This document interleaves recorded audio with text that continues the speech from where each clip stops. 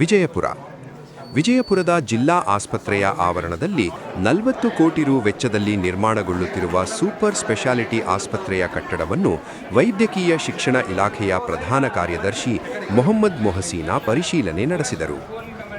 ಆಸ್ಪತ್ರೆ ಕಾಮಗಾರಿಯನ್ನು ನಿಗದಿತ ಅವಧಿಯಲ್ಲಿ ಪೂರ್ಣಗೊಳಿಸಬೇಕು, ಕಾಮಗಾರಿಯಲ್ಲಿ ಗುಣಮಟ್ಟದ ಕಾಯ್ದುಕೊಳ್ಳಬೇಕು, ವೈದ್ಯರ ಸಲಹೆಯನ್ನು ಆಧರಿಸಿ ಕೋಣೆ ಮೊದಲಾದವುಗಳನ್ನು ನಿರ್ಮಿಸಿ ಎಂದರು. ಜನವರಿ 15ರೊಳಗಾಗಿ ಕಟ್ಟಡ ಕಾಮಗಾರಿ ಪೂರ್ಣಗೊಳಿಸುವಂತೆ ಸಂಬಂಧಿಸಿದ ಅಧಿಕಾರಿ ಹಾಗೂ ಗುತ್ತಿಗೆದಾರರಿಗೆ ನಿರ್ದೇಶನ ನೀಡಿದರು. ಇದು ವಿಜಯಪುರ ಜನತೆಗೆ ಉತ್ತಮ ಆರೋಗ್ಯ ಒದಗಿಸಲಿದ್ದು, ಚಿಕಿತ್ಸೆಗಾಗಿ ದೂರದ ಮೀರಜ್, ಸಾಂಗ್ಲಿ, ಸೊಲ್ಲಾಪುರ ಮೊದಲಾದ ಊರುಗಳಿಗೆ ಹೋಗುವುದು ತಪ್ಪುತ್ತದೆ. ಸುಲಭವಾಗಿ ಇಲ್ಲಿಯೇ ಚಿಕಿತ್ಸೆ ದೊರಕಲಿದೆ. ಸುಸಜ್ಜಿತ ವೈದ್ಯಕೀಯ ಉಪಕರಣ, ತಜ್ಞ ವೈದ್ಯರ ಸೇವೆ ಇಲ್ಲಿಗೆ ಲಭ್ಯವಾಗಲಿದೆ.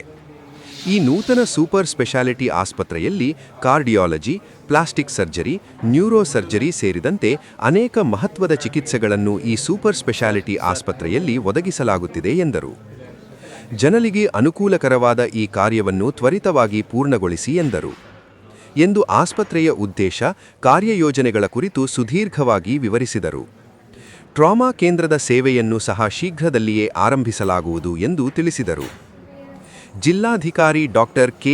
ಆನಂದ್, ಸಿಇಒ ರಿಷಿ ಆನಂದ್, ಜಿಲ್ಲಾ ಆರೋಗ್ಯ ಮತ್ತು ಕುಟುಂಬ ಕಲ್ಯಾಣಾಧಿಕಾರಿ ಡಾಕ್ಟರ್ ಸಂಪತ್ ಗುಣಾರೆ, ಜಿಲ್ಲಾ ಶಸ್ತ್ರಚಿಕಿತ್ಸಕ ಡಾಕ್ಟರ್ ಶಿವಾನಂದ ಮಾಸ್ತಿಹೋಳಿ, ರಾಷ್ಟ್ರೀಯ ಯುವ ಪುರಸ್ಕೃತ ಡಾಕ್ಟರ್ ಜಾವೇದ್ ಜಮಾದಾರ್, ಆರೋಗ್ಯ ರಕ್ಷಾ ಸಮಿತಿ ಸದಸ್ಯರಾದ ಇಲಿಯಾಸ್ ಅಹಮದ್ ಸಿದ್ದಿಕಿ, ಬಾಬಾ ಸಾಹೇಬ್ ವಿಜಯದಾರ, ಜಿಲ್ಲಾ ಆಸ್ಪತ್ರೆ ಸಲಹಾ ಸಮಿತಿ ಸದಸ್ಯರು, ವೈದ್ಯರು ಪಾಲ್ಗೊಂಡಿದ್ದರು.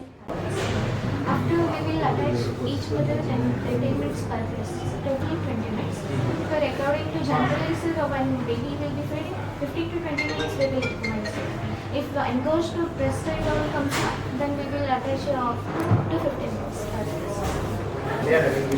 Madam, but we will provide all. And what do you support? After 2 years, they will complete care to be district hospitals. Madam, university hospital. Adhe mask.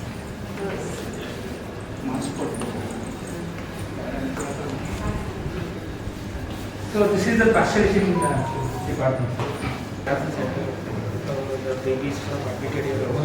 Every day, how many babies are admitted out?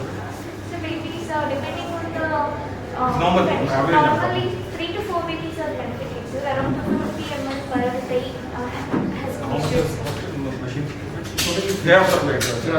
Totally nothing. 2.6 crores invested. Private pasteurization. Pasteurization.